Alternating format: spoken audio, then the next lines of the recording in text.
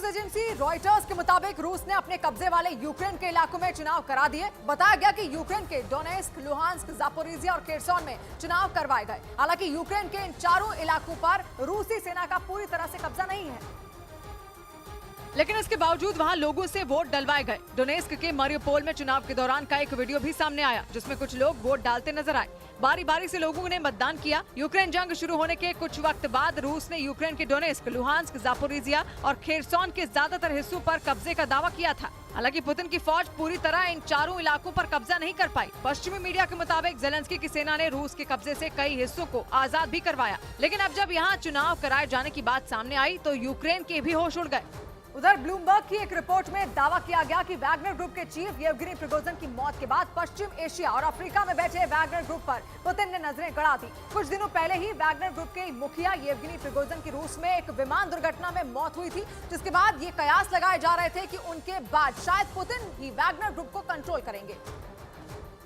और हुआ भी वही। ब्लूमबर्ग के मुताबिक पुतिन ने वैगनर ग्रुप के साम्राज्य पर कब्जा करने का प्लान तैयार कर लिया। वैगनर ग्रुप को पुतिन की प्राइवेट आर्मी कहा जाता है, लेकिन इसके मुखिया येवगेनी प्रिगोजिन के जून में पुतिन से बगावत के बाद वैगनर ग्रुप को शक की नजर से देखा गया।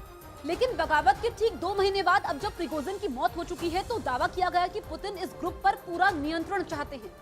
बताया गया कि इसीलिए पश्चिम एशिया और अफ्रीका में बैठे वैगनर ग्रुप पर पुतिन ने नजर गड़ा दी, ताकि जल्द से जल्द वैगनर ग्रुप के लड़ाकों को पूरी तरह अपने पाले में लाया जा सके। इस बीच न्यूज एजेंसी रॉयटर्स के मुताबिक रूस के राष्ट्रपति पुतिन और तुर्की के राष्ट्रपति एर्दोआन की मुलाकात से पहले संयुक्त राष्ट्र ने ग्रेन डील पर रूस को एक प्रस्ताव भेज दिया, जिसका मकसद किसी भी सूरत में रूस को काला सागर में अनाज समझौते पर लौटने के लिए तैयार करना बताया गया।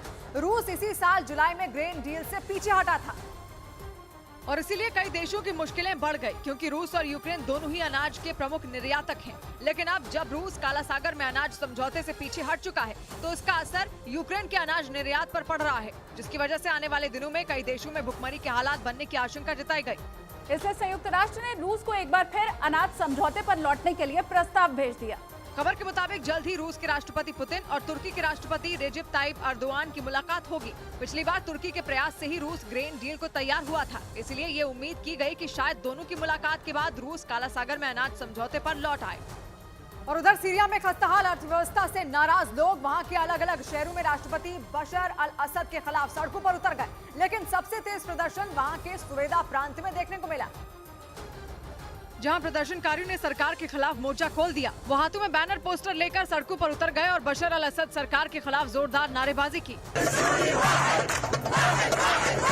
महंगाई के खिलाफ लोगों का गुस्सा ऐसा भड़का कि उन्होंने काफी देर तक सड़कों पर प्रदर्शन किया। पुरुषों के साथ महिलाएं भी प्रदर्शन में शामिल दिखी। प्रदर्शनकारियों ने आरोप लगाया कि सरकार महंगाई को काबू नहीं कर पा रही है।